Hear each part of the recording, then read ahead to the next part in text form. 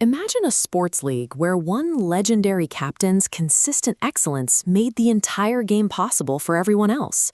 For most of modern history, the United States served as that organizing principle. By providing the world's reserve currency and underwriting global security, America became the anchor that the entire league built its strategies around. This wasn't just a loose agreement, it was a structured order.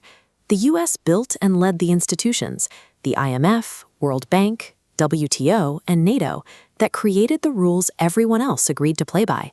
In return, America received an exorbitant privilege, the ability to borrow cheaply and run persistent deficits, while the rest of the world settled debts in American money, a deal the world accepted for the sake of stability.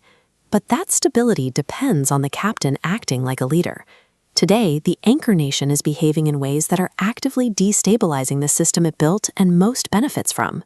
We see tariffs used as blunt instruments against allies and security commitments questioned in public. Trade relationships are weaponized with little strategic consistency, leaving international partners wondering if long-standing handshakes still mean anything. Power is not something you simply hold. It is what everyone else chooses to give you.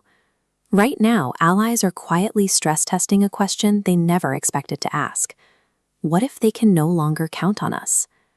Bond markets don't have party affiliations, and capital doesn't carry a flag. What capital does, with cold efficiency, is reprice risk when the anchor of a system begins to wobble. That repricing is already visible. Data shows foreign central banks are diversifying their reserves away from the dollar and into gold, euros, or yuan as they seek alternatives to American assets. If foreign demand for treasuries softens, U.S. borrowing costs rise. For a nation that relies on cheap credit to sustain its global position, this shift in investor confidence hits the bottom line immediately. This chart shows the scale of the challenge, a $36 trillion national debt. The red segment represents interest payments. On a debt this large, even a fractional increase in borrowing rates destabilizes fiscal math. The interest alone begins to swallow the budget. This creates a structural failure called the privilege erosion loop. Isolation leads to eroding financial privileges, triggering desperate policy responses. As the U.S. loses leverage, it acts aggressively to reassert dominance, terrifying partners into building alternatives faster, accelerating the cycle. This isn't a temporary market correction. It's a structural shift, removing the economic shield the United States has relied on for 80 years. The rest of the world isn't waiting. Allied nations are actively building the infrastructure for a world with more optionality and less American dependency.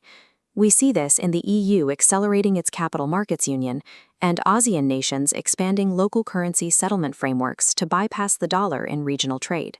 Even historically faithful partners, Japan, South Korea, and Australia, are now forced to stress test their trade and security contingencies for a future where American partnership is no longer the default.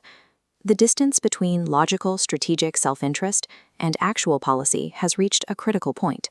This behavioral gap is forcing a quiet re-examination of American political stability. Investors are now pricing in scenarios that once seemed fringe, modeling transition risks that range from standard elections to constitutional crises like the 25th Amendment. We are in the interregnum, the period of instability and realignment, while the League figures out what comes next. Navigating this gap requires a different playbook. It means pivoting toward real assets, hard currencies, and global consumption themes that are driven by demographics rather than American policy cycles. Whether the captain finds his footing or the League writes new rules without him, the era of blind reliance on American stability is over. Navigation now requires positioning for resilience in a world that no longer has a reliable anchor.